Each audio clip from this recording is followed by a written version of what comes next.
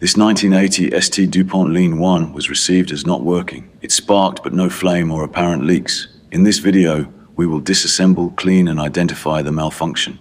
First, we must remove the hinge pin.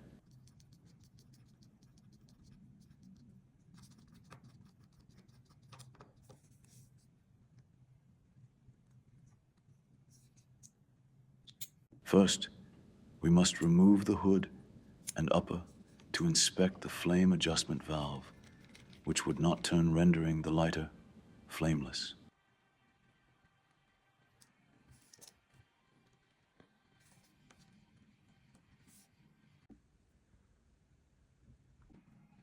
Once all the parts were cleaned and lubed, reassembly with the flame control pin properly positioned should allow the wheel to turn freely and thus allow for flame control and reveal the beautiful flame this lighter can produce.